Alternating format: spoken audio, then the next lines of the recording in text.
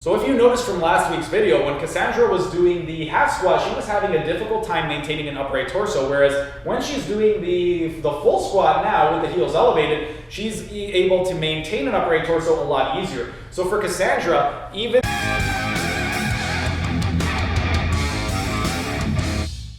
Hey everyone, Steven here from TV Fork, and today I'm going to be teaching you how to squat by taking you through a squat regression. Specifically, we are going to be demonstrating for you the heel elevated squat. The squat is one of the best exercises that you can perform, and it's a movement pattern that you perform on a daily basis. Every single time you go to stand up or sit down, you are squatting. Every single time you go to drop the Browns off at the Super Bowl, you are squatting. Every single time you go to get into your car, you are essentially doing a pistol squat with a lateral shift and a twist. It is one of the 7 primal patterns, along with pushing, pulling, bending, lunging, twisting, and gait.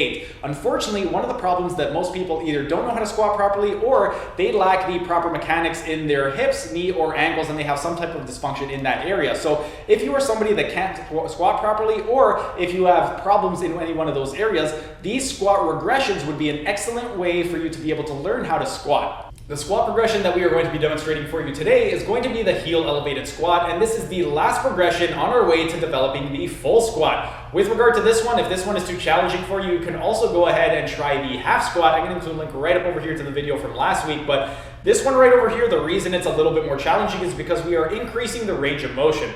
By having the heels elevated, this is going to shift the orientation of the pelvis. You're going to be in a more anteverted position, but you're not going to require as much mobility in the hips and knees, because the actual step itself, or the incline board, is going to allow you to get into greater knee flexion and greater hip flexion as well. So if you are limited with regard to your hip flexion, if you find that you're hinging forward excessively, this would be a terrific regression to the full squat. Now, with regard to this one right over here, I'm going to have Cassandra end up doing her heels elevated by putting her heels on the board.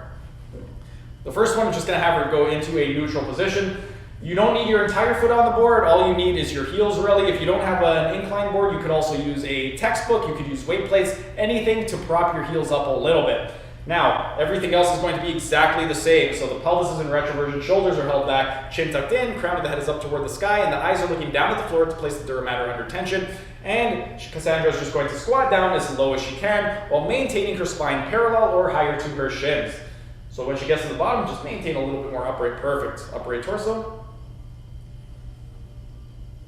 So if you noticed from last week's video, when Cassandra was doing the half squat, she was having a difficult time maintaining an upright torso, whereas when she's doing the full squat now with the heels elevated, she's able to maintain an upright torso a lot easier. So for Cassandra, even though the half squat was a little bit more difficult, she could still allow for greater range of motion with the heel elevated squat while still maintaining that upright torso. So again, if you are somebody that has excessive hip flexion when you are squatting, doing a heel elevated squat is going to allow it to make it a lot easier for your body to maintain a more upright position.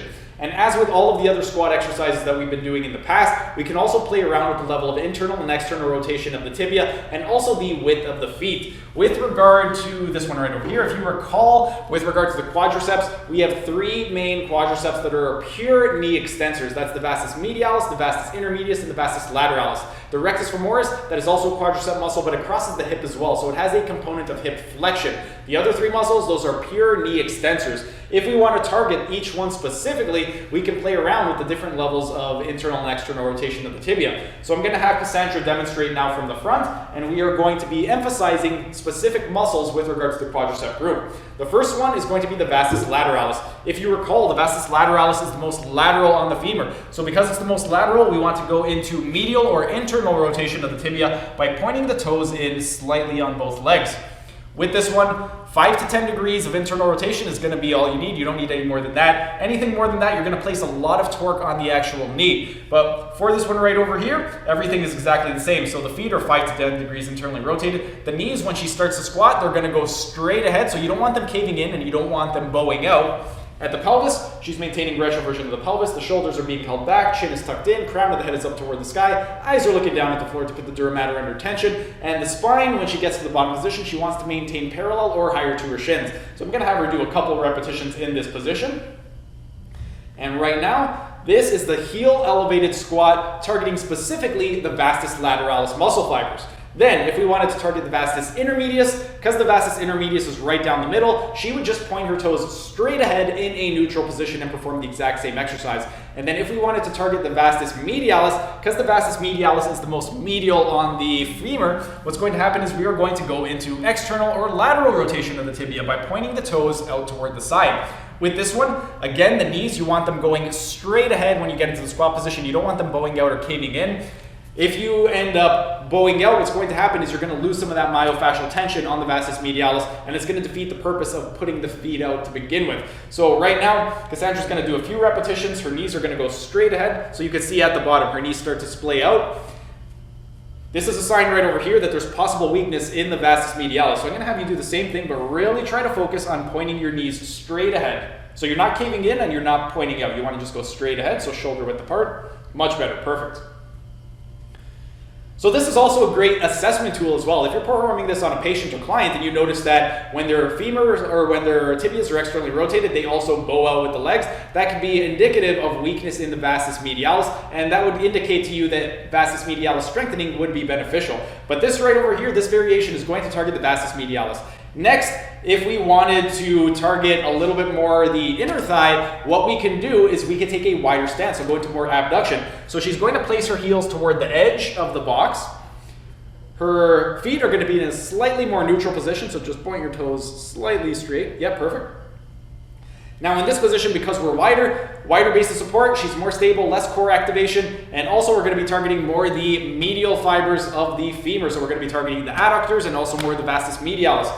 I'm going to have her do a couple repetitions. Everything else is exactly the same. Pelvis in retroversion, shoulders held back, chin tucked in, crown of the head up, eyes looking down between at the floor to put the dura mater under tension, and the spine at the bottom is going to be parallel or higher to her shins.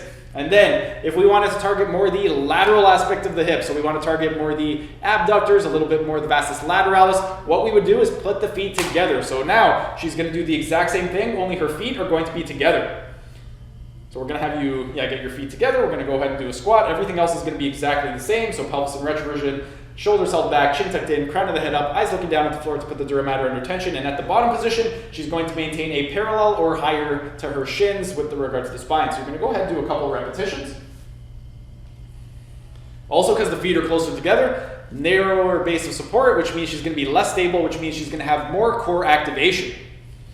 And then finally, one thing that we could do with this exercise right over here is incorporate some resistance bands. With regard to the resistance bands, if we place this around the knees, we could also get a little bit more recruitment of the gluteus medius muscle. The gluteus medius, its main action is going to be hip abduction. So whenever we put anything against the thighs and we are moving the thighs out toward the outside, we're focusing on hip abduction, which means we're targeting the gluteus medius. So I'm going to take this band right over here and we're going to put it around her ankles. And then we're going to shimmy it all the way up to her knees. And then from this position, she's going to do the exact same thing. We're going to just do one variation. You could basically do this with all the 3 different positions, but I'm just going to do it in the neutral position. So get your feet about hip width apart. And now from this position, what we're going to do is you are going to squat down while maintaining all of those points of contact. So retroversion of the pelvis, shoulders held back, chin tucked in, crown of the head up, eyes looking down at the floor to put the dura mater under tension. At the bottom, spine is parallel or higher to the shins. And with her thighs, she is actively pressing out away from the midline. So she's pushing out with her thighs, and that is going to allow for greater recruitment of the the gluteus medius muscle. But this is just one more variation that you can incorporate when performing the heel elevated squat. And that's pretty much it for this particular exercise. You can try all of those different variations. Whichever area you are weakest in, that's going to be the one that you need the most. Do that one, and eventually you will be able to get to a regular full squat without any assistance whatsoever, which we will be demonstrating for you next week. But that's pretty much it for today's video. If you guys enjoyed the video, be sure to smash that like button so I know to make more of these types of videos in the future. And if you're either new to the channel or haven't subscribed yet, be sure to subscribe to the channel and hit the notification bell, as I will be uploading new videos every single day. That's it for today's video. Thanks for tuning in, and I will see you again tomorrow.